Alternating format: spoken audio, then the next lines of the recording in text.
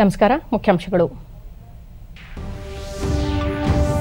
ಸಂಸತ್ತಿನ ಉಭಯ ಸದನಗಳಲ್ಲಿ ಮುಂದುವರೆದ ಗದ್ದಲ, ಕಲಾಪ ಮುಂದೂಡಿಕೆ.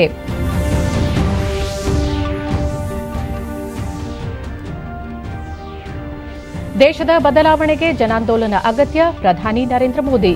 ಮನೆ ಮನೆಗೆ ತೆರಳಿ ಜನರಲ್ಲಿ ಅರಿವು ಮೂಡಿಸಲು ಕಾರ್ಯಕರ್ತರಿಗೆ ಸೂಚನೆ.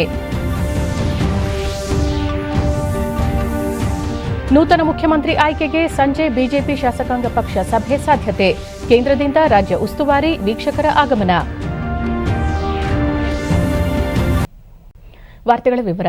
ಲೋಕಸಭೆ ಕಲಾಪದ ಆರಂಭದಲ್ಲಿ ಇಂದು ಇತ್ತೀಚೆಗೆ ನಿಧನರಾದ ಮಾರಿಷಸ್ನ ಮಾಜಿ ಪ್ರಧಾನಮಂತ್ರಿ ಅನಿರುದ್ಧ್ ಜಗ್ನೋತ್ ಅವರಿಗೆ ಶ್ರದ್ಧಾಂಜಲಿ ಸಲ್ಲಿಸಲಾಯಿತು. ಅಧಿಕ ಮಳೆಯಿಂದ ದೇಶಾದ್ಯಂತ ಬೆಳೆ ನಷ್ಟವಾಗುತ್ತಿರುವ ಕುರಿತು ಚರ್ಚೆ ನಡೆಯಿತು.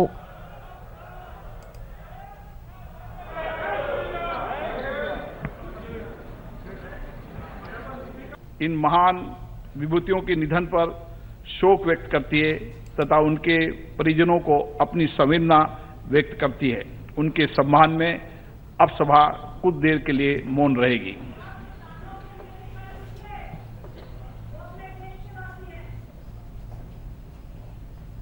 जब वो गृह मंत्री जी के पास आती है, ಚರ್ಚೆಯಲ್ಲಿ ಪಾಲ್ಗೊಂಡ ಕೃಷಿ ಸಚಿವ ನರೇಂದ್ರ ಸಿಂಗ್ ತೋಮರ್ ಬೆಳೆ ನಷ್ಟವಾದಲ್ಲಿ ಫಸಲ್ ವಿಮಾ ಯೋಜನೆ ಅಡಿ ಪರಿಹಾರ ಪಡೆದುಕೊಳ್ಳುವ ಅವಕಾಶವಿದೆ ಎಂದು ತಿಳಿಸಿದರು. खरीफ और रबी 2021 के दौरान महाराष्ट्र में फसल बीमा योजना के अंतर्गत 67.96 लाख हेक्टेयर क्षेत्र का बीमा किया गया, जिसमें 11.43 लाख किसान. ದೇಶದ ಹಲವೆಡೆ ಭಾರೀ ಮಳೆ ಸುರಿಯುತ್ತಿರುವ ಪರಿಣಾಮವಾಗಿ ರೈತರು ಬೆಳೆದ ಬೆಳೆಗಳು ನಷ್ಟವಾಗುತ್ತಿರುವ ಕುರಿತು ಹಲವು ಸದಸ್ಯರು ಸದನದಲ್ಲಿ ಕೇಳಿದ ಪ್ರಶ್ನೆಗೆ ಸಚಿವರು ಉತ್ತರಿಸಿದರು. मैं आपके माध्यम से सदन के सभी सदस्यों को और प्रमुख रूप से विपक्षी सदस्यों को कहना चाहता हूं कि आज की कार्यसूची में गांव और किसान से संबंधित 15 से अधिक प्रश्न चर्चा में हैं. विपक्षी सदस्य अगर किसानों के बारे में थोड़ा सा भी दर्द रखते हैं, किसानों के प्रति थोड़ी सी भी वफादारी रखते हैं, तो उनको शांति बना के अपने स्थान पर बैठना चाहिए. इन प्रश्नों के माध्यम से अपना विषय रखना चाहिए, सरकार का जवाब सुनना चाहिए.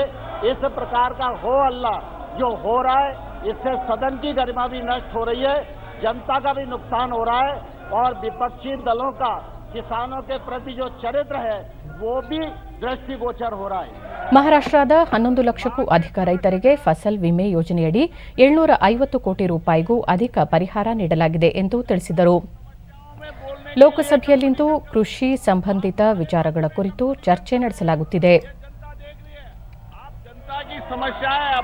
ಈ ನಡುವೆ ಕಾಂಗ್ರೆಸ್ ಸೇರಿದಂತೆ ವಿಪಕ್ಷಗಳ ಗದ್ದಲದ ನಡುವೆ ಕಲಾಪವನ್ನು ಪದೇ ಪದೇ ಮುಂದೂಡಲಾಯಿತು.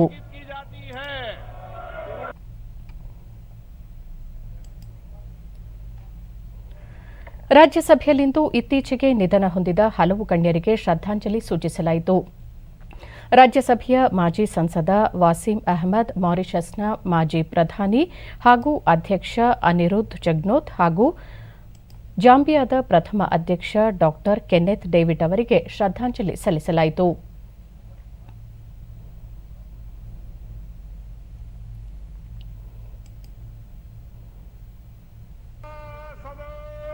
माननीय सभापति जी,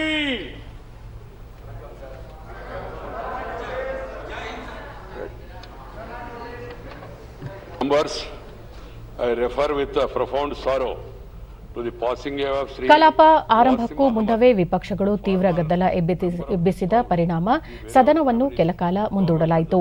ಬಳಿಕ 12 ಗಂಟೆಗೆ ಸದನ ಸಮಾವೇಶಗೊಂಡಾಗ ಖಾಸಗಿ ಕ್ಷೇತ್ರದಲ್ಲಿ ಲಸಿಕೆ ಉತ್ಪಾದನೆ ಹೆಚ್ಚಿಸುವ ಕುರಿತು ಚರ್ಚೆ ಆರಂಭವಾದರೂ ಗದ್ದಲದ ಪರಿಣಾಮ ಸದನವನ್ನು ಪುನಃ 2 ಗಂಟೆಗೆ ಮುಂದೂಡಲಾಯಿತು.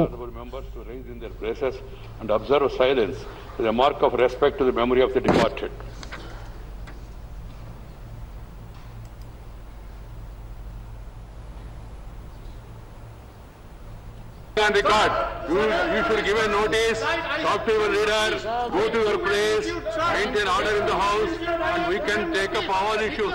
It's an important issue. ಪ್ರಧಾನಿ ನರೇಂದ್ರ ಮೋದಿ ಅವರ ಅಧ್ಯಕ್ಷತೆಯಲ್ಲಿ ಭಾರತೀಯ ಜನತಾ ಪಕ್ಷದ ಸಂಸದೀಯ ಸಭೆ ಇಂದು ನಡೆಯಿತು. ಸಭೆಯಲ್ಲಿ ಪ್ರಧಾನಿ ದೇಶ ಸ್ವಾತಂತ್ರ್ಯಗೊಂಡು ಅಮೃತ ಮಹೋತ್ಸವ ಆಚರಿಸುತ್ತಿರುವ ಸಂದರ್ಭದಲ್ಲಿ ಜನರು ದೇಶಕ್ಕಾಗಿ ಕರ್ತವ್ಯ ನಿಭಾಯಿಸುವ ನಿಟ್ಟಿನಲ್ಲಿ ಜನಾಂದೋಲನ ರೂಪಿಸುವ ಅಗತ್ಯವಿದೆ ಎಂದು ಪ್ರತಿಪಾದಿಸಿದರು. ಮುಂದಿನ 25 ವರ್ಷಗಳಲ್ಲಿ ದೇಶ ಸ್ವಾತಂತ್ರ್ಯಗೊಂಡು 100 ವರ್ಷಗಳಾಗುತ್ತವೆ. ಈ ಸಂದರ್ಭದಲ್ಲಿ ಮಾಡಬೇಕಿರುವ ಸಾಧನೆ ಬಹಳಷ್ಟಿದ್ದು, ಇದರಲ್ಲಿ ಜನರನ್ನು ಭಾಗಿಯಾಗಿಸಿಕೊಂಡು ಮುನ್ನಡೆಯಬೇಕಿದೆ ಎಂದು ಸಂಸದರಿಗೆ ಕರೆ ನೀಡಿದರು. ಸಭೆಯ ಕುರಿತು ಸಂಸದೀಯ ವ್ಯವಹಾರಗಳ ರಾಜ್ಯ ಸಚಿವ ಅರ್ಜುನ್ ರಾಮ್ ಮೇಘವಾಲ್ ಮಾಹಿತಿ ನೀಡಿ, ದೇಶದ ಬದಲಾವಣೆಗೆ ಜನರ ಸಹಭಾಗಿತ್ವ ಅಗತ್ಯವಾಗಿದ್ದು, ಇದಕ್ಕಾಗಿ ಪಕ್ಷದ ಕಾರ್ಯಕರ್ತರು ಕೆಲಸ ಮಾಡಬೇಕು. ಪ್ರತಿ ವಿಧಾನಸಭಾ ಕ್ಷೇತ್ರದಲ್ಲಿ 2 ಕಾರ್ಯಕರ್ತರು 75 ಗ್ರಾಮಗಳಿಗೆ ಭೇಟಿ ನೀಡಿ ದೇಶದ ಅಭಿವೃದ್ಧಿಗಾಗಿ ಜನರಿಂದ ಹೊಸ ವಿಚಾರಗಳನ್ನು ಸಂಗ್ರಹಿಸಬೇಕು ಎಂದು ಪ್ರಧಾನಿ ಸೂಚನೆ ನೀಡಿದ್ದಾರೆ ಎಂದು ತಿಳಿಸಿದರು. ಡಿಜಿಟಲ್ ಸಾಕ್ಷರತೆ ದೇಶದ ಪ್ರಗತಿಗೆ ಮಹತ್ವದ ಕೊಡುಗೆ ನೀಡಲಿದ್ದು, ಈ ಕುರಿತು ಜನರಲ್ಲಿ ಅರಿವು ಮೂಡಿಸಬೇಕು. ಜನರ ಮನದಲ್ಲಿ ದೇಶಕ್ಕಾಗಿ ಏನನ್ನಾದರೂ ಮಾಡಬೇಕೆಂಬ ಭಾವನೆಯನ್ನು ಜಾಗೃತಗೊಳಿಸಬೇಕು. ಇದಕ್ಕಾಗಿ ಸರ್ಕಾರಿ ಕಾರ್ಯಕ್ರಮ ಮಾತ್ರವಲ್ಲ, ಜನಾಂದೋಲನ ರೂಪಿಸುವ ಅಗತ್ಯವಿದೆ ಎನ್ನುವ ಕುರಿತು ಪ್ರಧಾನಿ ಪ್ರತಿಪಾದಿಸಿದರು ಎಂದು ಅರ್ಜುನ್ ರಾಮ್ ಮೇಘವಾಲ್ ಮಾಹಿತಿ ನೀಡಿದರು.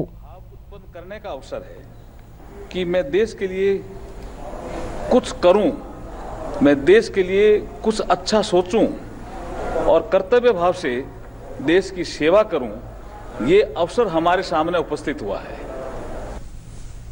सभी सांसदों को ये मार्गदर्शन दिया गया और कहा गया कि ये कार्यक्रम केवल सरकार ही करे, ऐसा नहीं है. सरकार तो अपने कार्यक्रम करेगी संस्कृति मंत्रालय के माध्यम से. संस्कृति मंत्रालय उसका नोडल मंत्रालय है, लेकिन देश की जनता भी जुड़े, हमारे सभी सांसद जुड़े. इसके लिए उन्होंने एक सेंट्रल आइडिया दिया. उन्होंने कहा 2047 में जब देश की आज़ादी के 100 साल पूरे होंगे, जब देश कहाँ पहुंच सकता है, जो हमारे बेस्ट बेंचमार्क है उसको हम कैसे अचीव कर सकते हैं, उसके बारे में जो भी आइडिया जनता से आए उसको हमें कलेक्ट करना है. ರಕ್ಷಣಾ ಸಚಿವ ರಾಜನಾಥ್ ಸಿಂಗ್ ಅವರು ಇಂದು ಶಾಂಘೈ ಸಹಕಾರ ಒಕ್ಕೂಟದ ರಕ್ಷಣಾ ಸಚಿವರ ಸಭೆಯಲ್ಲಿ ಪಾಲ್ಗೊಳ್ಳಲು ತಜಕಿಸ್ತಾನ ತೆರಳಲಿದ್ದಾರೆ. ತಜಕಿಸ್ತಾನದ ರಾಜಧಾನಿ ದುಶಾಂಬೆಯಲ್ಲಿ ಶಾಂಘೈ ಸಹಕಾರ ಒಕ್ಕೂಟದ ರಕ್ಷಣಾ ಸಚಿವರ ಸಭೆ ನಡೆಯಲಿದೆ. ನಾಳೆ ಪ್ರಮುಖ ಸಭೆ ಆಯೋಜನೆಗೊಂಡಿದ್ದು, ರಾಜನಾಥ್ ಸಿಂಗ್ ಅವರು ತಜಕಿಸ್ತಾನದ ಅಧ್ಯಕ್ಷ ಎಮೊಮಲಿ ರೆಹಮಾನ್ ಅವರೊಂದಿಗೆ ಜಂಟಿ ಹೇಳಿಕೆ ನೀಡಲಿದ್ದಾರೆ. ಚೈನಾ, ರಷ್ಯಾ, ಭಾರತ ಸೇರಿದಂತೆ ಯುರೇಷಿಯನ್ ಭೂಭಾಗದ 60% ಪ್ರದೇಶವನ್ನು ಒಳಗೊಂಡ ಶಾಂಘೈ ಸಹಕಾರ ಒಕ್ಕೂಟದ ರಾಷ್ಟ್ರಗಳು 300 ಕೋಟಿ ಜನಸಂಖ್ಯೆ ಹೊಂದಿವೆ.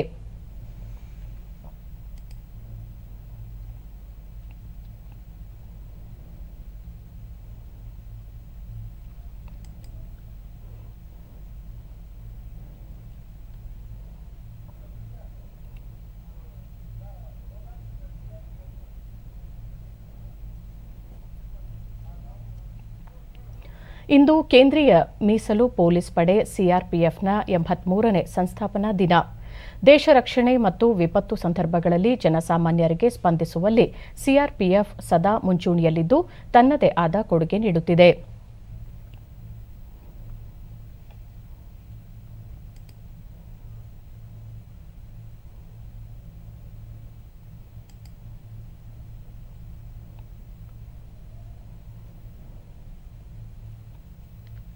ಈ ಹಿನ್ನೆಲೆಯಲ್ಲಿ ಉಪರಾಷ್ಟ್ರಪತಿ, ಪ್ರಧಾನಿ ಸೇರಿದಂತೆ ಹಲವು ರಾಷ್ಟ್ರೀಯ ನಾಯಕರು ಸಿಆರ್ಪಿಎಫ್ ಯೋಧರಿಗೆ ಶುಭ ಕೋರಿದ್ದಾರೆ.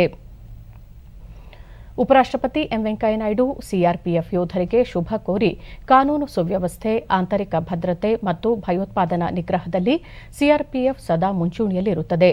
ಯೋಧರ ಸ್ವಾರ್ಥರಹಿತ ಸೇವೆಯ ಬಗ್ಗೆ ರಾಷ್ಟ್ರಕ್ಕೆ ಸದಾ ಹೆಮ್ಮೆ ಇದೆ ಎಂದು ಹೇಳಿದ್ದಾರೆ. ಪ್ರಧಾನಿ ನರೇಂದ್ರ ಮೋದಿ ಅವರು ಸಿಆರ್ಪಿಎಫ್ ಯೋಧರಿಗೆ ಸಂಸ್ಥಾಪನಾ ದಿನದಂದು ಶುಭ ಕೋರಿದ್ದಾರೆ. ಟ್ವೀಟ್ನಲ್ಲಿ ಅವರು, ಎಲ್ಲ ಧೈರ್ಯಶಾಲಿ ಸಿಆರ್ಪಿಎಫ್ ಸಿಬ್ಬಂದಿಗೆ ಮತ್ತು ಅವರ ಕುಟುಂಬದವರಿಗೆ ಪಡೆಯ ಸ್ಥಾಪನಾ ದಿನದ ಶುಭಾಶಯಗಳು. ಸಿಆರ್ಪಿಎಫ್ ತನ್ನ ಶೌರ್ಯ ಮತ್ತು ವೃತ್ತಿಪರತೆಗೆ ಹೆಸರಾಗಿದೆ. ಅದು ಭಾರತದ ಭದ್ರತಾ ವ್ಯವಸ್ಥೆಯಲ್ಲಿ ಪ್ರಮುಖ ಪಾತ್ರ ವಹಿಸುತ್ತಿದೆ. ರಾಷ್ಟ್ರೀಯ ಏಕತೆಗೆ ಅವರ ಕೊಡುಗೆ ಶ್ಲಾಘನಾರ್ಹ ಎಂದು ತಿಳಿಸಿದ್ದಾರೆ. ಯಡಿಯೂರಪ್ಪ ಅವರ ರಾಜೀನಾಮೆಯಿಂದ ತೆರವಾಗಿರುವ ಮುಖ್ಯಮಂತ್ರಿ ಸ್ಥಾನಕ್ಕೆ ನೂತನ ನಾಯಕರ ಆಯ್ಕೆ ಪ್ರಕ್ರಿಯೆ ಇಂದು ಆರಂಭವಾಗುವ ಸಾಧ್ಯತೆಯಿದೆ. ಈ ಹಿನ್ನೆಲೆಯಲ್ಲಿ ರಾಜ್ಯ ಬಿಜೆಪಿ ಉಸ್ತುವಾರಿ ಅರುಣ್ ಸಿಂಗ್ ಹಾಗೂ ಕೇಂದ್ರ ಸಚಿವ ಜಿ ಕಿಶನ್ ರೆಡ್ಡಿ ಇಂದು ಮಧ್ಯಾಹ್ನದ ನಂತರ ಬೆಂಗಳೂರಿಗೆ ಆಗಮಿಸಲಿದ್ದಾರೆ. ನೂತನ ಮುಖ್ಯಮಂತ್ರಿ ಆಯ್ಕೆ ಕುರಿತು ಸಂಜೆ 7 ಗಂಟೆಗೆ ರಾಜ್ಯ ಬಿಜೆಪಿ ಶಾಸಕಾಂಗ ಪಕ್ಷದ ಸಭೆ ನಡೆಯಲಿದ್ದು, ಅದಕ್ಕಾಗಿ ಶಾಸಕರು ಬೆಂಗಳೂರಿನಲ್ಲಿಯೇ ಇರುವಂತೆ ಸೂಚನೆ ನೀಡಲಾಗಿದೆ ಎಂದು ಬಿಜೆಪಿಯ ಮುಖ್ಯ ವಕ್ತಾರ ಕ್ಯಾಪ್ಟನ್ ಗಣೇಶ್ ಕಾರ್ಣಿಕ್ ತಿಳಿಸಿದ್ದಾರೆ. ಕೇಂದ್ರದ ವರಿಷ್ಠರು ಶಾಸಕರ ಅಭಿಪ್ರಾಯ ಸಂಗ್ರಹಿಸಿ ನಂತರ ರಾಷ್ಟ್ರೀಯ ನಾಯಕರು ಅಧಿಕೃತವಾಗಿ ಮುಖ್ಯಮಂತ್ರಿ ಆಯ್ಕೆಯನ್ನು ಪ್ರಕಟಿಸುವ ಸಾಧ್ಯತೆ ಇದೆ. ಬಿಎಸ್ ಯಡಿಯೂರಪ್ಪ ನಿನ್ನೆ ತಮ್ಮ ಸ್ಥಾನಕ್ಕೆ ರಾಜೀನಾಮೆಯನ್ನು ರಾಜ್ಯಪಾಲ ಥಾವರ್ ಚಂದ್ ಗೆಹ್ಲೋಟ್ ಅವರಿಗೆ ಸಲ್ಲಿಸಿದರು. ರಾಜ್ಯಪಾಲರು ಯಡಿಯೂರಪ್ಪ ಅವರ ರಾಜೀನಾಮೆಯನ್ನು ಅಂಗೀಕರಿಸಿ ಮುಂದಿನ ಮುಖ್ಯಮಂತ್ರಿ ಆಗುವವರೆಗೂ ಹಂಗಾಮಿಯಾಗಿ ಮುಂದುವರಿಯುವಂತೆ ಸೂಚಿಸಿದ್ದಾರೆ.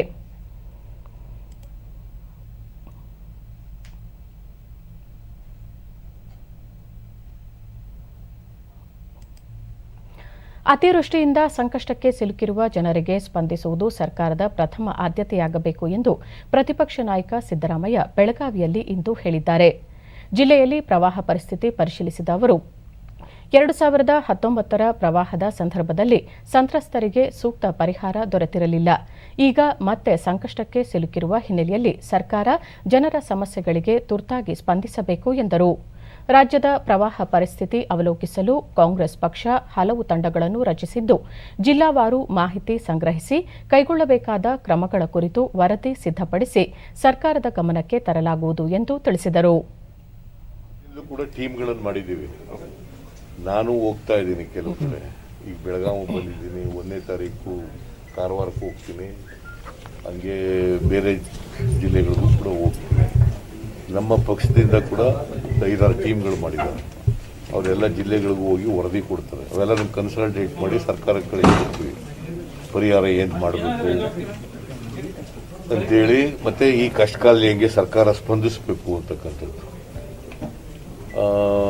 ನಾನು ಕೂಡ ಅಸೆಂಬ್ಲಿ ಕರೆಯೋಕೆ ಒತ್ತಾಯ ಮಾಡ್ತೀನಿ. ಪ್ರವಾಹದ ಬಗ್ಗೆ ಚರ್ಚೆ ಮಾಡ್ತೀನಿ. ಬೇರೆ ಖರ್ಚುಗಳನ್ನೆಲ್ಲ, ಅನಗತ್ಯ ಖರ್ಚುಗಳನ್ನೆಲ್ಲ ಕಟ್ ಮಾಡಿ ಈ ಕಡೆ ಕೊಡಬೇಕು, ಪ್ರವಾಹಕ್ಕೆ ಕೊಡಬೇಕು. So this is priority, first priority. ಪ್ರವಾಹದಲ್ಲಿ ಹಾನಿಗೊಳಗಾದಂಥ ಜನರ ಕಷ್ಟಕ್ಕೆ ಸ್ಪಂದಿಸ್ತಕ್ಕಂಥದ್ದು it the first priority of the government. Covid 2ನೇ ಅಲೆಯಿಂದಾಗಿ ಆರ್ಥಿಕ ಸಂಕಷ್ಟಕ್ಕೆ ಸಿಲುಕಿದ್ದ ತೋಟಗಾರಿಕಾ ಬೆಳೆಗಾರರಿಗೆ ಸರ್ಕಾರ ಘೋಷಿಸಿರುವ ಪ್ಯಾಕೇಜ್ನಡಿ ಚಿಕ್ಕಬಳ್ಳಾಪುರ ಜಿಲ್ಲೆಯ ರೈತರಿಗೆ ಸಹಾಯಧನ ಬಿಡುಗಡೆ ಮಾಡಲಾಗಿದೆ. 13,700 ಫಲಾನುಭವಿಗಳ ಖಾತೆಗಳಿಗೆ ಸುಮಾರು 7 ಕೋಟಿ ರೂಪಾಯಿ ಜಮೆಯಾಗಿದೆ.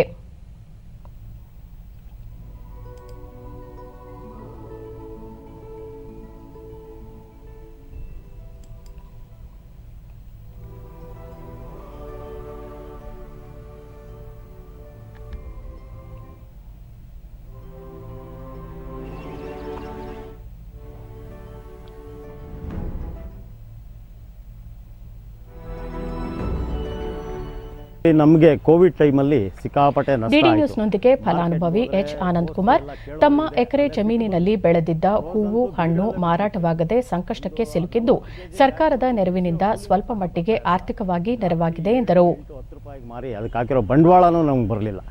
ಅದರಿಂದ ನಮಗೆ ರಾಜ್ಯ ಸರ್ಕಾರ ಈ ಸಲ ರೈತರ ನೆರವಿಗೆ ಬಂದು ನಮಗೆ ನಮ್ಮ ಖಾತೆಗೆ ನೇರವಾಗಿ ತೋಟಗಾರಿಕೆ ಇಲಾಖೆಯಿಂದ ನಮ್ಮ ಖಾತೆಗೆ ನೇರವಾಗಿ 10,000 ರೂಪಾಯಿ ಜಮಾ ಆಗಿದೆ. ಇದು ಒಂದು ರೈತರಿಗೆ ಆಸರೆ ಆಯಿತು. ನಮ್ಮದು 2 ಎಕರೆ ಜಮೀನು. ಮತ್ತೋರ್ವ ಬೆಳೆಗಾರ ಎನ್ ಶ್ರೀರಾಮಪ್ಪ 55 ಗುಂಟೆಯಲ್ಲಿ ಗುಲಾಬಿ ಬೆಳೆದಿದ್ದು ಸೂಕ್ತ ಮಾರುಕಟ್ಟೆ ಇಲ್ಲದೆ ಸಂಕಷ್ಟಕ್ಕೆ ಸಿಲುಕಿದ್ದ ವೇಳೆ ಸರ್ಕಾರದ ಸಹಾಯಧನದಿಂದ ಅನುಕೂಲವಾಗಿದೆ ಎಂದರು. ಕೊರೋನಾ ಬಂದಾಗ ಎಲ್ಲ ಪಕ್ಕಕ್ಕೆ ಎಸೆತಾ ಇದ್ವಿ. ಪೊಲೀಸವರು ಚಿಕ್ಕಬಳ್ಳಾಪುರ ಬರ್ಲಿಸ್ತಾ ಇಲ್ಲ, ಮಾರ್ಕೆಟ್ ಇಲ್ಲ, ಎಲ್ಲನ ಮಾರಕ ಶಾನ ಅನಾನುಕೂಲ ಆಗಿತ್ತು. ಆಮೇಲೆ ಗೌರ್ಮೆಂಟ್ನಿಂದ 5,050 ಈ ಸಾರಿ ಹಾಕಿದ್ದಾರೆ. ನಮ್ಮ ಖಾತೆ ಇದ್ರಾಗ ಆನ್ಲೈನಲ್ಲೇ ಕರೆಕ್ಟಾಗಿ ಬಂದಿದೆ ನಮ್ಮ ಖಾತೆಗೆ. ಹೋದ ಸಾರಿ 12,400 ಚಿಲ್ಲರೆ ಬಂದಿತ್ತು. ಅದೇ ಜಮೀನಿಗೆ ಏನೋ ಇರೋದ್ರಲ್ಲಿ ಅನಾನುಕೂಲ ಆಗೋದು ಬದಲು ನಮಗೆ ಉಪಕಾರ ಆಯಿತು. ಏನೋ ಒಂದು ಸಾರಿ 1 ತಿಂಗಳು 2 ತಿಂಗಳು ಖರ್ಚು ಮಾಡೋದಕ್ಕೆ ಆಯಿತು ಸರ್. 2 ಎಕರೆ ದ್ರಾಕ್ಷಿ ಬೆಳೆಗಾರ ಕೆಪಿ ಗೋಪಾಲಪ್ಪ 2 ಎಕರೆ ಪ್ರದೇಶದಲ್ಲಿ ದ್ರಾಕ್ಷಿ ಬೆಳೆದಿದ್ದು ಕೊರೋನಾ 2ನೇ ಅಲೆಯಿಂದ ನಷ್ಟ ಉಂಟಾಗಿದೆ. ಸರ್ಕಾರದಿಂದ 10,000 ರೂಪಾಯಿಗಳ ಸಹಾಯಧನ ಲಭಿಸಿರುವುದು ಸಂತಸವಾಗಿದೆ ಎಂದರು. ಸರ್ಕಾರದಿಂದ ಒಂದು 10,400 ರೂಪಾಯಿ ಅನುದಾನ ಸಿಕ್ಕಿರೋದ್ರಿಂದ ಏನೋ ಸ್ವಲ್ಪ ರೈತರಿಗೆ ಚೇತರಿಸ್ಕೊಂಡಂಗೆ ಆಗುತ್ತೆ.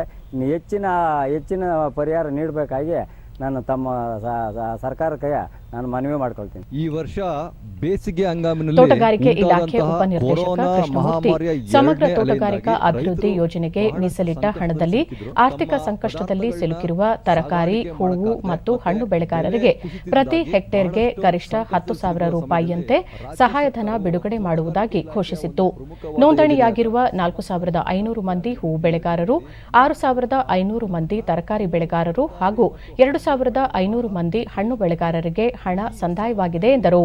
ಬಂದಂತಹ ತೋಟಗಾರಿಕೆ ಬೆಳೆಗಳಿಗೆ ನಷ್ಟದ ಒಂದು ಪರಿಹಾರವನ್ನು ನೀಡೋದಕ್ಕೋಸ್ಕರ ಮಾರ್ಗಸೂಚಿಯನ್ನ ರೂಪಿಸಿ ಪ್ರತಿ ಹೆಕ್ಟೇರ್ಗೆ 10,000 ರೂ ಹಂಗೆ ಹೂ, ಹಣ್ಣು ಮತ್ತು ತರಕಾರಿಗೆ ಪರಿಹಾರ ಧನ ಘೋಷಿಸಿದೆ. ಹಿಂದಿನ ವರ್ಷದ ಬೇಸಿಗೆಯ ಹಂಗಾಮಿನಲ್ಲಿ ನಡೆದಂತಹ ಬೆಳೆ ಸಮೀಕ್ಷೆಯನ್ನಾಧರಿಸಿ ವಾರ್ಷಿಕ ಬೆಳೆಗಳಿಗೆ ಮತ್ತು ಹಿಂದಿನ ವರ್ಷದ ಮುಂಗಾರಿನ ಬೆಳೆ ಸಮೀಕ್ಷೆಯನ್ನು ಆಧರಿಸಿ ಬಹುವಾರ್ಷಿಕ ಬೆಳೆಗಳಿಗೆ ಪರಿಹಾರ ಧನಕ್ಕೆ ಪರಿಗಣಿಸಿ ಅಂತ ಮಾರ್ಗಸೂಚಿಯಲ್ಲಿ ನಮಗೆ ಸೂಚಿಸಲಾಗಿತ್ತು. ಅದರಂತೆ ಸದರಿ ಇಲ್ಲಿವರೆಗೂ ಒಟ್ಟಾರೆಯಾಗಿ ಹೂ, ತರಕಾರಿ ಮತ್ತು ಹಣ್ಣುಗಳಿಗೆ ಸರಿಸುಮಾರು 13,700 ಫಲಾನುಭವಿಗಳಿಗೆ 16,800 ಎಕರೆಯಲ್ಲಿ ಬೆಳೆದಂತಹ ಹೂ, ತರಕಾರಿ, ಹಣ್ಣು ಬೆಳೆಗಳಿಗೆ ಒಟ್ಟಾರೆಯಾಗಿ 6,70,00,000 ಅಂದರೆ 670 ಲಕ್ಷಷ್ಟು ಪರಿಹಾರ ಧನವನ್ನು ನೇರವಾಗಿ ರೈತರ ಖಾತೆಗಳಿಗೆ DBT ಮೂಲಕ ಸಂದಾಯ ಮಾಡಲಾಗಿರುತ್ತದೆ. ರಾಷ್ಟ್ರಪತಿ ರಾಮನಾಥ್ ಕೋವಿಂದ್ ಅವರಿಂದು ಕಾಶ್ಮೀರ ವಿಶ್ವವಿದ್ಯಾಲಯದ ಘಟಿಕೋತ್ಸವ ಕಾರ್ಯಕ್ರಮದಲ್ಲಿ ಪಾಲ್ಗೊಂಡರು. ವಿದ್ಯಾರ್ಥಿಗಳನ್ನುದ್ದೇಶಿಸಿ ಅವರು, ಇಂದು ಹವಾಮಾನ ಬದಲಾವಣೆ ಜಗತ್ತಿಗೆ ಬಹುದೊಡ್ಡ ಸವಾಲನ್ನು ಒಡ್ಡುತ್ತಿದೆ. ಬದಲಾಗುತ್ತಿರುವ ತಾಪಮಾನದಿಂದಾಗಿ ಹಿಮಾಲಯದ ಪರಿಸರದ ಮೇಲೆ ತೀವ್ರ ಪರಿಣಾಮ ಉಂಟಾಗಿದೆ. ವಿದ್ಯಾರ್ಥಿಗಳು ಈ ಸವಾಲನ್ನು ಸ್ವೀಕರಿಸಿ ಪರಿಸ್ಥಿತಿ ಎದುರಿಸಲು ಪರಿಹಾರ ಕಂಡುಹಿಡಿಯಬೇಕು ಎಂದು ಕರೆ ನೀಡಿದರು. ನೂತನ ಶಿಕ್ಷಣ ನೀತಿಯಲ್ಲಿ ವಿದ್ಯಾರ್ಥಿಗಳ ಕೌಶಲ್ಯಾಭಿವೃದ್ಧಿಗೆ ಆದ್ಯತೆ ನೀಡಲಾಗಿದೆ. ರಾಷ್ಟ್ರ ನಿರ್ಮಾಣದಲ್ಲಿ ಶಿಕ್ಷಣದ ಪಾತ್ರ ಪ್ರಮುಖವಾಗಿದ್ದು, ಆಧುನಿಕ ಶಿಕ್ಷಣಕ್ಕೆ ಪುರಾತನ ಜ್ಞಾನ ಪರಂಪರೆಯನ್ನು ಜೋಡಿಸಬೇಕಿದೆ ಎಂದರು. ಕಾಶ್ಮೀರ ವೈವಿಧ್ಯಮಯ ಸಂಸ್ಕೃತಿಗಳ ಸಂಗಮವಾಗಿ ಗುರುತಿಸಿಕೊಂಡಿದೆ ಎಂದರು.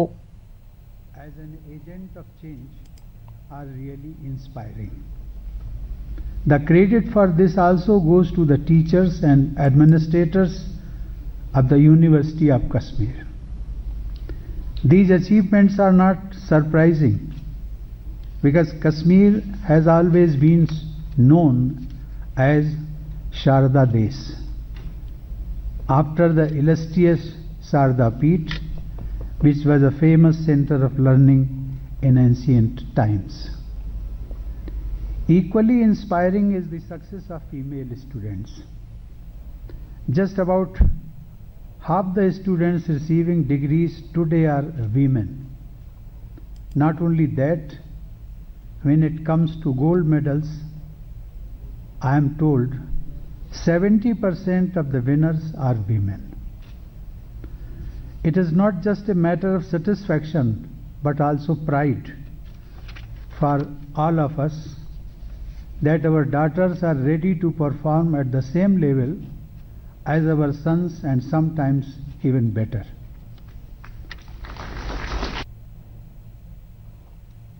ನೀತಿ ಜಾರಿಯಾಗಿ 1 ವರ್ಷ ಪೂರ್ಣಗೊಂಡ ಹಿನ್ನೆಲೆಯಲ್ಲಿ ನಾಡಿದ್ದು ಪ್ರಧಾನಿ ನರೇಂದ್ರ ಮೋದಿ ಅವರು ರಾಷ್ಟ್ರವನ್ನುದ್ದೇಶಿಸಿ ಭಾಷಣ ಮಾಡಲಿದ್ದಾರೆ. ಈ 1 ವರ್ಷದ ಅವಧಿಯಲ್ಲಿ ಆಗಿರುವ ಪರಿವರ್ತನಾತ್ಮಕ ಸುಧಾರಣೆಗಳ ಕುರಿತು ಅವರು ತಮ್ಮ ಭಾಷಣದಲ್ಲಿ ಪ್ರಸ್ತಾಪಿಸಲಿದ್ದಾರೆ. ಶಿಕ್ಷಣ ಸಚಿವ ಧರ್ಮೇಂದ್ರ ಪ್ರಧಾನ್ ತಮ್ಮ ಟ್ವೀಟ್ ಸಂದೇಶದಲ್ಲಿ, ರಾಷ್ಟ್ರೀಯ ಶಿಕ್ಷಣ ನೀತಿ 2020 ಕಲಿಕೆಯ ಆಯಾಮ ಬದಲಿಸುವ ಮಾರ್ಗದರ್ಶಿ ಸಿದ್ಧಾಂತವಾಗಿದೆ. ಶಿಕ್ಷಣವನ್ನು ಸಮಗ್ರಗೊಳಿಸಲು ಮತ್ತು ಆತ್ಮನಿರ್ಭರ ಭಾರತಕ್ಕೆ ಭದ್ರ ಬುನಾದಿಯಾಗಲು ನೆರವಾಗಲಿದೆ ಎಂದು ಹೇಳಿದ್ದಾರೆ.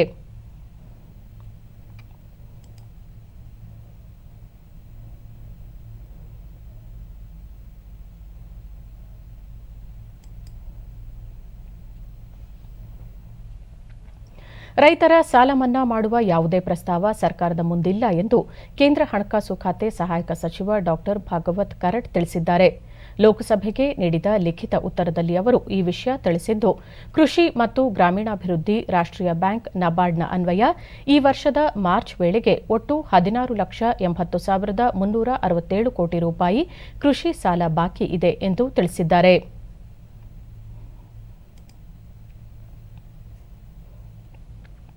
ದೇಶದಲ್ಲಿ ಸಂಶೋಧನೆಗೆ ಪೂರಕ ವ್ಯವಸ್ಥೆಯನ್ನು ಬಲಪಡಿಸುವ ಉದ್ದೇಶದಿಂದ ಕೇಂದ್ರ ಸರ್ಕಾರ ರಾಷ್ಟ್ರೀಯ ಸಂಶೋಧನಾ ಫೌಂಡೇಶನ್ ಸ್ಥಾಪಿಸಲು ಉದ್ದೇಶಿಸಿದೆ ಎಂದು ಶಿಕ್ಷಣ ಸಚಿವ ಧರ್ಮೇಂದ್ರ ಪ್ರಧಾನ್ ತಿಳಿಸಿದ್ದಾರೆ. ಲೋಕಸಭೆಗೆ ನೀಡಿರುವ ಲಿಖಿತ ಉತ್ತರದಲ್ಲಿ ಅವರು ಸಂಶೋಧನೆ ಮತ್ತು ಅಭಿವೃದ್ಧಿ, ಶೈಕ್ಷಣಿಕ ವಲಯ ಮತ್ತು ಉದ್ಯಮದ ನಡುವೆ ಸಂಪರ್ಕ ಕಲ್ಪಿಸುವ ವ್ಯವಸ್ಥೆ ರಾಷ್ಟ್ರೀಯ ಸಂಶೋಧನಾ ಫೌಂಡೇಶನ್ನಿಂದ ನಿರ್ಮಾಣವಾಗಲಿದೆ. ಅದಕ್ಕಾಗಿ 5 ವರ್ಷಗಳ ಅವಧಿಯಲ್ಲಿ 50,000 ಕೋಟಿ ರೂಪಾಯಿ ವೆಚ್ಚ ಮಾಡುವ ಗುರಿ ಹೊಂದಲಾಗಿದೆ ಎಂದು ಹೇಳಿದ್ದಾರೆ. ಎನ್ಆರ್ಎಫ್ನ ಮುಖ್ಯ ಉದ್ದೇಶ ವಿಶೇಷವಾಗಿ ವಿಶ್ವವಿದ್ಯಾಲಯ, ಕಾಲೇಜು ಮತ್ತು ಶೈಕ್ಷಣಿಕ ಸಂಸ್ಥೆಗಳಲ್ಲಿ ಸಂಶೋಧನಾ ವ್ಯವಸ್ಥೆ ಮತ್ತು ಸೌಕರ್ಯವನ್ನು ಅಭಿವೃದ್ಧಿಪಡಿಸುವುದಾಗಿದೆ ಎಂದು ತಿಳಿಸಿದ್ದಾರೆ.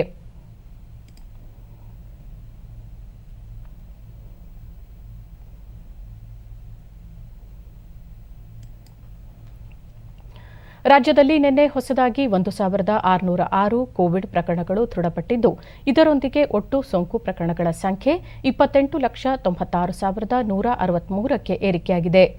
1,937 ಮಂದಿ ಆಸ್ಪತ್ರೆಯಿಂದ ಬಿಡುಗಡೆಯಾಗಿದ್ದು, ಇದುವರೆಗೂ ಗುಣಮುಖರಾದವರ ಒಟ್ಟು ಸಂಖ್ಯೆ 28,36,678ಕ್ಕೆ ತಲುಪಿದೆ.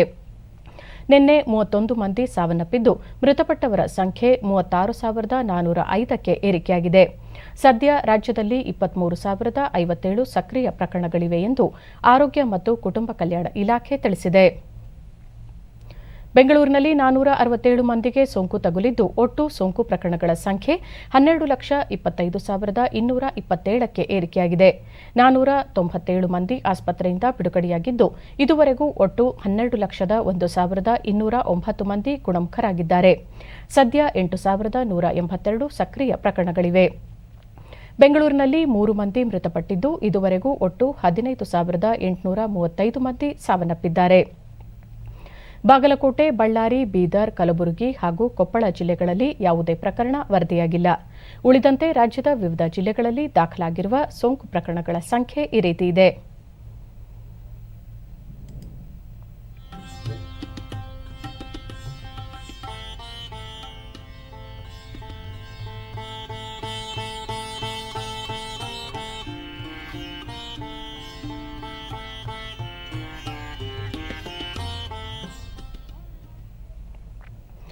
ದೇಶದಲ್ಲಿ ಕಳೆದ 24 ಗಂಟೆಗಳಲ್ಲಿ 29,689 ಹೊಸ ಕೊರೋನಾ ಸೋಂಕು ಪ್ರಕರಣಗಳು ದಾಖಲಾಗಿದೆ. ಇದೇ ಅವಧಿಯಲ್ಲಿ 42,363 ಮಂದಿ ಚೇತರಿಸಿಕೊಂಡು ವಿವಿಧ ಆಸ್ಪತ್ರೆಗಳಿಂದ ಬಿಡುಗಡೆಯಾಗಿದ್ದಾರೆ. ಇದರೊಂದಿಗೆ ಒಟ್ಟಾರೆ ಗುಣಮುಖರಾದವರ ಸಂಖ್ಯೆ 3,06,21,469ಕ್ಕೆ ಹೆಚ್ಚಳವಾಗಿದೆ. ಚೇತರಿಕೆಯ ಪ್ರಮಾಣ 97.39%ರಷ್ಟಿದೆ. ಒಟ್ಟು 3,98,100 ಸಕ್ರಿಯ ಪ್ರಕರಣಗಳಿವೆ. ಈ ಪ್ರಮಾಣ 1.27%ರಷ್ಟಿದೆ. ಇದೇ ಅವಧಿಯಲ್ಲಿ 415 ಮಂದಿ ಮೃತಪಟ್ಟಿದ್ದು, ಇದರೊಂದಿಗೆ ಒಟ್ಟಾರೆ 4,21,382 ಮಂದಿ ಸಾವಿಗೀಡಾದಂತಾಗಿದೆ. ಇದು 1.34%ರಷ್ಟಿದೆ. ಉತ್ತರ ಕನ್ನಡ ಜಿಲ್ಲೆಯಲ್ಲಿ ಕೆಲವು ದಿನಗಳಿಂದ ಸುರಿದ ಭಾರೀ ಮಳೆಯಿಂದ ಯಲ್ಲಾಪುರ, ಅಂಕೋಲಾ ತಾಲೂಕಿನ 20ಕ್ಕೂ ಅಧಿಕ ಗ್ರಾಮಗಳು ಸಂಪರ್ಕ ಕಳೆದುಕೊಂಡಿವೆ. ಹಳ್ಳಿಗಳ ಸಂಪರ್ಕ ಸೇತುವೆ ಹಾಗೂ ರಸ್ತೆಗಳು ಹಾನಿಯಾಗಿದ್ದು, ಜನಜೀವನ ಬಾಧಿತವಾಗಿದೆ. ಜಿಲ್ಲಾಡಳಿತ ಸಂಪರ್ಕಕ್ಕಾಗಿ ದೋಣಿಗಳ ವ್ಯವಸ್ಥೆಯನ್ನು ಕಲ್ಪಿಸಿದೆ. ದೋಣಿಗಳು ಜನರನ್ನು ಸುರಕ್ಷಿತ ಸ್ಥಳಗಳಿಗೆ ಸ್ಥಳಾಂತರ ಕಾರ್ಯದಲ್ಲಿ ತೊಡಗಿವೆ. ಮಾಜಿ ಸಚಿವ ಶಿವರಾಮ್ ಹೆಬ್ಬಾರ್ ಜನರ ಸುರಕ್ಷತೆಯ ದೃಷ್ಟಿಯಿಂದ ದೋಣಿ ವ್ಯವಸ್ಥೆ ಮಾಡಲಾಗಿದೆ ಎಂದರು.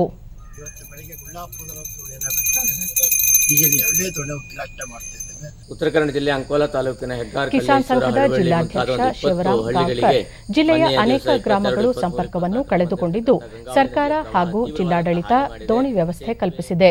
ಶೀಘ್ರ ಸಂಪರ್ಕ ಸೇತುವೆ ಹಾಗೂ ರಸ್ತೆಗಳ ದುರಸ್ತಿ ಕೈಗೊಳ್ಳುವಂತೆ ಮನವಿ ಮಾಡಿದರು. ಒಂದು ಮಿಷನ್ ಬೋಟ್ ಅನ್ನು ವ್ಯವಸ್ಥೆ ಮಾಡ್ತಾ ಇದೆ ಮತ್ತು ಮಾಡಿದೆ ಮತ್ತು ಈ ರಾಮನಗುಳ್ಳದಲ್ಲಿಯೂ ಕೂಡ ಒಂದು ಬೋಟ್ ಅನ್ನು ವ್ಯವಸ್ಥೆ ಮಾಡ್ತೇವೆ ಅಂತಕ್ಕಂಥ ಭರವಸೆಯನ್ನು ಹೇಳಿದ್ದಾರೆ. ತುರ್ತಾಗಿ ತಾಲೂಕು ಆಡಳಿತ ಟೆಲಿಫೋನ್ ವ್ಯವಸ್ಥೆ ಮತ್ತು ವಿದ್ಯುತ್ತಿನ ವ್ಯವಸ್ಥೆಯನ್ನು ಕೂಡ ನಿನ್ನೆಯ ದಿವಸನೇ ನಮಗೆ ಮಾಡಿಕೊಟ್ಟಿರ್ತಕ್ಕಂಥದ್ದೊಂದು ಸಂತೋಷದಾಯಕವಾಗಿರ್ತಕ್ಕಂಥ ವಿಷಯ.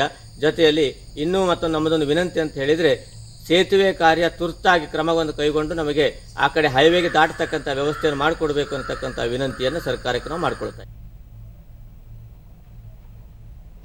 ಅಮೆರಿಕ ಪಡೆಗಳು ಈ ವರ್ಷಾಂತ್ಯದೊಳಗೆ ಇರಾಕ್ ತೊರೆಯಲಿವೆ ಎಂದು ಅಮೆರಿಕ ಅಧ್ಯಕ್ಷ ಜೋ ಬೈಡನ್ ಪ್ರಕಟಿಸಿದ್ದಾರೆ. ಇರಾಕ್ ಪ್ರಧಾನಮಂತ್ರಿ ಮುಸ್ತಾಫಾ ಅಲ್ ಖಾದ್ಮಿ ಅವರೊಂದಿಗೆ ಶ್ವೇತಭವನದಲ್ಲಿ ನಿನ್ನೆ ಸಮಾಲೋಚನೆ ನಡೆಸಿದ ಬಳಿಕ ಮಿಲಿಟರಿ ಬಿಕ್ಕಟ್ಟನ್ನು ಅಂತ್ಯಗೊಳಿಸುವುದಾಗಿ ತಿಳಿಸಿದ್ದಾರೆ. ಇರಾಕ್ನಲ್ಲಿ ಪ್ರಜಾಪ್ರಭುತ್ವ ಬಲವರ್ಧನೆಗೆ ಬೆಂಬಲ ನೀಡಲಾಗುವುದು. ಅಲ್ಲಿ ಆದಷ್ಟು ಶೀಘ್ರ ಚುನಾವಣೆ ನಡೆಸಲಾಗುವುದು. ದೇಶದ ಭದ್ರತೆಗೆ ಬದ್ಧವಿರುವುದಾಗಿ ಇರಾಕ್ ಪ್ರಧಾನಮಂತ್ರಿ ತಿಳಿಸಿದ್ದಾರೆ.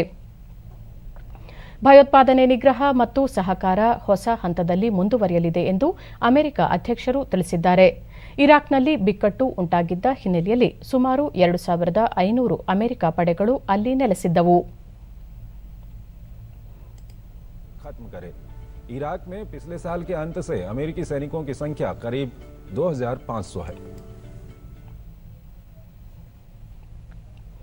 ಒಲಿಂಪಿಕ್ಸ್ ಟೋಕಿಯೋ ಒಲಿಂಪಿಕ್ಸ್ ಕ್ರೀಡಾಕೂಟದ 4ನೇ ದಿನವಾದ ಇಂದು ಹಾಕಿಯಲ್ಲಿ ಭಾರತ ಸ್ಪೇನ್ ಗುರುವಾರ ನಡೆಯುವ ಪಂದ್ಯದಲ್ಲಿ ಅರ್ಜೆಂಟೀನಾ ವಿರುದ್ಧ ಸೆಣಸಲಿದೆ. ಈ ಮಧ್ಯೆ ಮಹಿಳೆಯರ 69 ಕೆಜಿ ವಿಭಾಗದ ಕುಸ್ತಿಯಲ್ಲಿ ಲವ್ಲಿನಾ ಬೋಯ್ ಜರ್ಮನಿಯ ನದೀನ್ ಅಪ್ಸೆಟ್ ವಿರುದ್ಧ 3-2ರಿಂದ ಗೆಲುವು ಸಾಧಿಸಿ ಕ್ವಾರ್ಟರ್ ಫೈನಲ್ಸ್ ಪ್ರವೇಶಿಸಿದ್ದಾರೆ.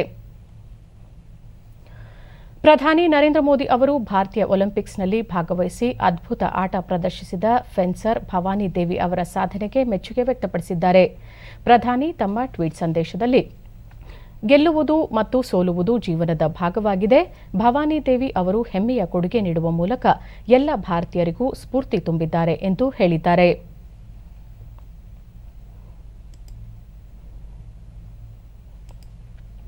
ಟೋಕಿಯೋ ಒಲಿಂಪಿಕ್ಸ್ನ ಮೊದಲ ದಿನವೇ ಭಾರ ಎತ್ತುವ ಸ್ಪರ್ಧೆಯಲ್ಲಿ ಬೆಳ್ಳಿ ಪದಕ ಗೆದ್ದು ಭಾರತಕ್ಕೆ ಮರಳಿದ ಮೀರಾಬಾಯಿ ಚಾನು ಅವರಿಗೆ ಕೇಂದ್ರ ಕ್ರೀಡಾ ಸಚಿವ ಅನುರಾಗ್ ಸಿಂಗ್ ಠಾಕೂರ್ ಅವರ ನಿವಾಸದಲ್ಲಿ ಕಳೆದ ರಾತ್ರಿ ಆತ್ಮೀಯವಾಗಿ ಅಭಿನಂದಿಸಲಾಯಿತು. ಕಾರ್ಯಕ್ರಮದಲ್ಲಿ ಕಾನೂನು ಮತ್ತು ನ್ಯಾಯ ಸಚಿವ ಕಿರಣ್ ರಿಜಿಜು, ಸಂಸ್ಕೃತಿ ಸಚಿವ ಕಿಶನ್ ರೆಡ್ಡಿ ಸೇರಿದಂತೆ ಹಲವು ಸಚಿವರು ಭಾಗವಹಿಸಿದ್ದರು.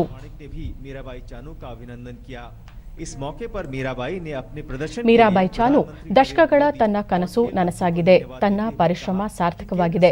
ಸರ್ಕಾರ ನೀಡಿದ ಬೆಂಬಲ ಪದಕ ಗೆಲ್ಲುವ ತಮ್ಮ ಪಯಣಕ್ಕೆ ನೆರವಾಯಿತು ಎಂದು ಹೇಳಿದ್ದಾರೆ. Prime minister ji and sports minister ji दोनों को मैं थैंक यू बोलना चाहती हूँ. उन्होंने मुझे बहुत कम समय में यूएसए में ट्रेनिंग के लिए भेजा था. बहुत कम, एक दिन में पूरा सब कुछ अरेंज करके मुझे यूएसए के लिए भेजा था ताकि मुझे ट्रेनिंग अच्छा करे ओलंपिक में मेडल आने के लिए. तो बहुत ही सपोर्ट रहा, मुझे ट्रेनिंग अच्छा हुआ और उनकी वजह से, हमारी टॉप स्कीम की वजह से मैं आज ओलंपिक में पहला दिन सिल्वर मेडल जीत पाई. फर्स्ट डे ಸಚಿವ ಅನುರಾಗ್ ಸಿಂಗ್ ಠಾಕೂರ್ ಚಾನು ಅವರು ಮೊದಲ ದಿನವೇ ಪದಕ ಗೆಲ್ಲುವ ಮೂಲಕ ಇಡೀ ದೇಶಕ್ಕೆ ಸ್ಫೂರ್ತಿ ತುಂಬಿದ್ದಾರೆ. ಒಲಿಂಪಿಕ್ಸ್ ಇತಿಹಾಸದಲ್ಲಿ ಇದೇ ಮೊದಲ ಬಾರಿಗೆ ಭಾರತ ಪದಕ ಗೆದ್ದಿದೆ. ಪ್ರಧಾನಿ ನರೇಂದ್ರ ಮೋದಿ ಅವರು ಕ್ರೀಡಾ ಪ್ರತಿಭೆಗಳಿಗೆ ನಿರಂತರ ಪ್ರೋತ್ಸಾಹ ನೀಡುತ್ತಿದ್ದು ಎಲ್ಲ ಅಗತ್ಯ ಸೌಕರ್ಯಗಳನ್ನು ಒದಗಿಸಿಕೊಡಲಾಗುತ್ತಿದೆ ಎಂದರು. कोविड पैंडेमिक के समय कोई आसान काम नहीं था, ये बहुत बड़ी चुनौती थी, लेकिन उसके बावजूद एंड टू एंड सपोर्ट देने का काम भारत सरकार ने किया है. टॉप स्कीम के अलावा भी जिसके ऊपर करोड़ों रुपए एलीट एथलीट्स के लिए खर्च किए जाते हैं, आउट ऑफ पॉकेट एक्सपेंसेस दिए जाते हैं, बेस्ट कोचेस की सुविधा दी जाती है, ट्रेनिंग दी जाती है. हमारे लिए बहुत खुशी की ಸಚಿವ ಕಿರಣ್ ರಿಜಿಜು ಚಾನು ಅವರು ನೀಡಿದ್ದ ಭರವಸೆಯಂತೆ ಪದಕ ಗೆಲ್ಲುವ ಮೂಲಕ ಪ್ರತಿಯೊಬ್ಬ ಭಾರತೀಯರು ಹೆಮ್ಮೆ ಪಡುವಂತಾಗಿದೆ. ಅವರ ಸಾಧನೆ ಇತರರಿಗೆ ಪ್ರೇರಣೆಯಾಗಿದೆ ಎಂದರು. मीराबाई और आपके कोच ने किया है. हम लोग बहुत खुश थे, बहुत ही सेलिब्रेट किए हैं और अभी 3 दिन से हम लोग तो सेलिब्रेशन मूड में ही है. आने वाले दिन में हम उम्मीद करते हैं कि आपका प्रभाव बाकी खिलाड़ियों को भी पड़ेगा और उसका अच्छा नतीजा आएगा. आने वाले दिनों में ಕೇಂದ್ರ ಸಚಿವ ಕಿಶನ್ ರೆಡ್ಡಿ ಮೀರಾಬಾಯಿ ಚಾನು ಅವರ ಸಾಧನೆಯನ್ನು ಪ್ರಶಂಸಿಸಿದರು. मैं विश्वास दिलाना चाहता हूं आने वाला दिन में नॉर्थ ईस्ट के रीजन से अच्छे कंट्रीब्यूशन स्पोर्ट्स में जो आज ताराबाई दिया है, मीराबाई दिया है, वो ऐसे ही आने वाले दिन में और भारत को अवार्ड से लाएंगे. ಕೊನೆಯಲ್ಲಿ ಮತ್ತೊಮ್ಮೆ ಮುಖ್ಯಾಂಶಗಳು. ಸಂಸತ್ತಿನ ಉಭಯ ಸದನಗಳಲ್ಲಿ ಮುಂದುವರೆದ ಗದ್ದಲ, ಕಲಾಪ ಮುಂದೂಡಿಕೆ.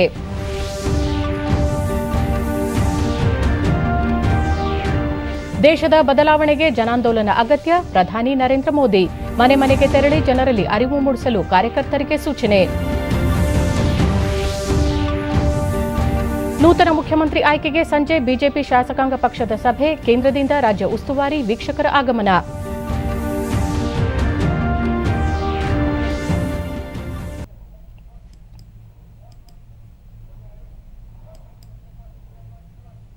ನಮ್ಮ ವಾರ್ತಾ ಪ್ರಸಾರವನ್ನು ಡಿಡಿ ಚಂದನ ನ್ಯೂಸ್ ಯೂಟ್ಯೂಬ್ ಚಾನೆಲ್ನಲ್ಲೂ ವೀಕ್ಷಿಸಬಹುದು. ವೀಕ್ಷಕರೇ, ಈಗ ನಾನು ಸ್ಟುಡಿಯೋದಿಂದ ತೆರಳುತ್ತಿರುವ ಕಾರಣ ಮಾಸ್ಕ್ ಧರಿಸುತ್ತಿದ್ದೇನೆ.